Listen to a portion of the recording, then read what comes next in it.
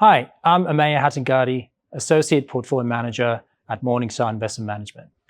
Welcome to the Morningstar Market Minute, a video series where we explore markets, the economy, and other notable trends every Friday lunchtime. We'll discuss key market events, Morningstar's outlook, and our portfolio positioning. You may be somewhat surprised by the positive returns across most markets in the first half of this year, especially against the backdrop of the largest upheaval to global trade in over a century, massive shifts in fiscal policy, and a significant reassessment of geopolitical leadership. We certainly were, but that is exactly what transpired.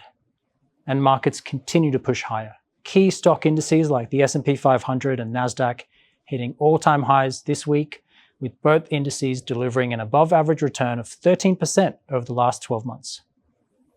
This upward momentum points to improving investor sentiment, suggesting that investors may be overlooking valuations, a key driver of returns, particularly over the short term, and one that can prove costly if ignored. Closer to home, Commonwealth Bank continues its gravity-defying ascent, becoming the largest stock on the ASX by market capitalization, lifting the entire market to new heights. We question how much longer this can continue.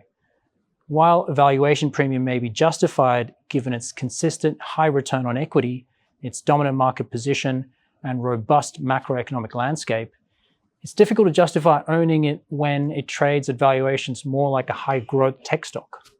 Looking ahead, we're monitoring some short-term risks.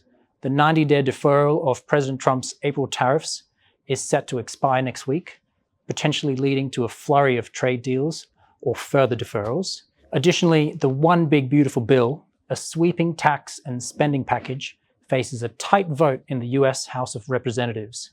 After passing the Senate by a narrow margin, the bill has encountered resistance from some Republican members concerned about the $3.3 trillion addition to the national debt and significant cuts to social safety net programs, including Medicaid. As long-term investors, we strive to look through these near-term risks, focusing on the ability of companies we invest in to generate sustainable cash flows over the long term. We additionally pay close attention to how the market prices these cash flows.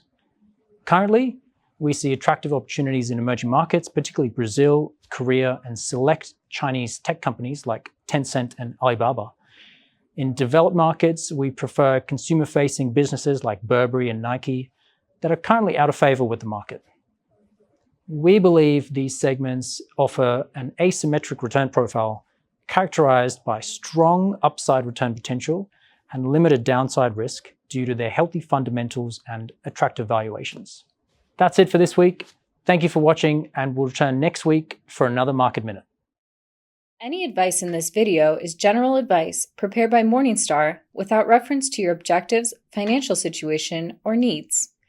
You should consider the advice in light of these matters and any relevant product disclosure statement before making any decision to invest.